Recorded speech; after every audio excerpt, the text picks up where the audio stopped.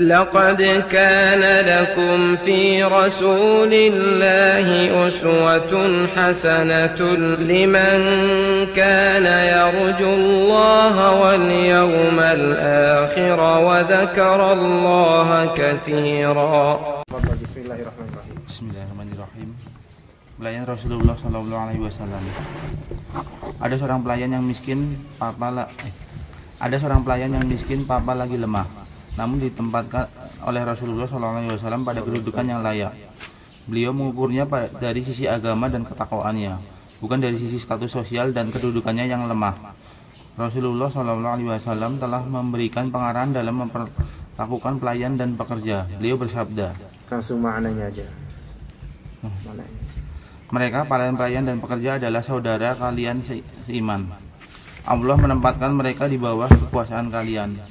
Berilah mereka makanan yang biasa kalian makan. Berikanlah mereka pakaian yang biasa kalian pakai. Janganlah memberatkan mereka di luar batas kemampuan. Jika kalian memberikan sebuah tugas, maka bantulah mereka dalam melaksanakannya. Diriwayatkan oleh Muslim. Simaklah penuturan seorang pelayan tentang makanan majikannya.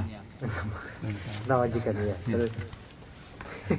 Mentang-mentang ini makanan ya, terus sebuah penuturan yang sangat mengagumkan dan pengakuan yang mengesankan serta pujian nan agung. Pernahkah Anda melihat seorang pelayan memuji majikannya sebagaimana pujian yang diberikan pelayan Rasulullah SAW kepadanya? Anas bin Malik radhiyallahu anhu mengungkapkan, aku pernah menjadi pelayan Rasulullah SAW selama 10 tahun. Tidak pernah sama sekali beliau mengucapkan hush kepadaku. Beliau tidak pernah membentakku terhadap sesuatu yang kukerjakan dengan ucapan, mengapa engkau kerjakan begini?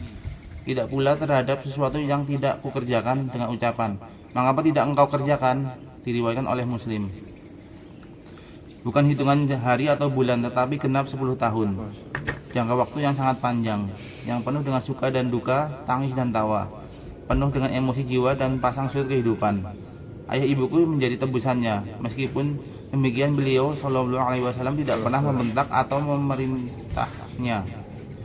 Justru sebaliknya, beliau memberikan balasan yang setimpal, membuat bahagia perasaan pelayannya, menutupi kebutuhan mereka serta keluarga, serta mendoakan mereka. Baik, masih dulu.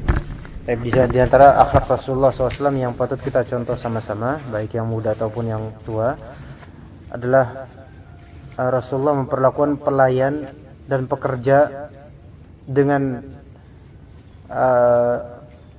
kadarnya.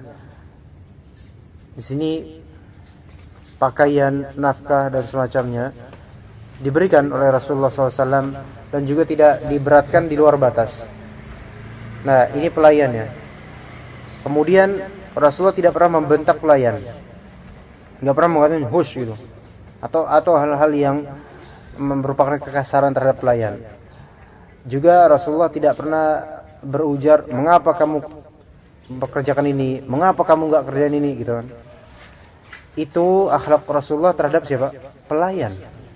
Maka lebih akhlak kita terhadap istri kita. Ya.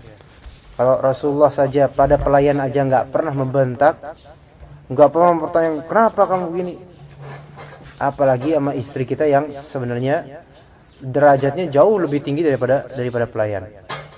Ini menunjukkan Rasulullah SAW tidak pernah membentak istrinya, apalagi sampai memukul, sampai melukai, nggak pernah. Tapi memukul boleh di waktunya, di momentumnya, ya. Wallahu a'lam. Kita baca lagi ya. Anas mengungkapkan, Anas radhiyallahu anhu mengungkapkan, ibuku pernah berkata, wahai Rasulullah, anak ini akan menjadi pelayanmu, doakanlah ia. Rasulullah sallallahu alaihi wasallam kemudian berdoa, Allahumma aksir malahu wa waladahu wa barik lahu fima a'taitahu. Ya Allah, anugerahkanlah kepadanya harta dan keturunan yang banyak, dan berikanlah rezeki yang Engkau curahkan kepadanya. Diriwayatkan oleh Bukhari. Beliau sallallahu alaihi wasallam adalah seorang pemberani. Hanya saja keberanian itu cuma beliau pergunakan untuk membela kebenaran semata. Beliau tidak pernah mengebiri hak kaum lemah yang berada di bawah tanggung jawab beliau, baik itu sang istri maupun si pelayan. Aisyah radhiyallahu anha menuturkan, ma daraba Rasulullah sallallahu alaihi wasallam syai'an qattu biyadihi walam ra'atan wala khadiman illa an yujahida fi sabilillah. Rasulullah SAW sama sekali tidak pernah memukul sesuatu pun dengan tangannya, tidak pula wanita dan pembantu, melainkan kecuali dalam rangka berjihad di jalan Allah. Diriwayatkan oleh Muslim. Itulah Aisyah radhiyallahu anha yang telah berulang kali mengungkapkan keluhuran budi sebaik-baik hamba yang terpilih.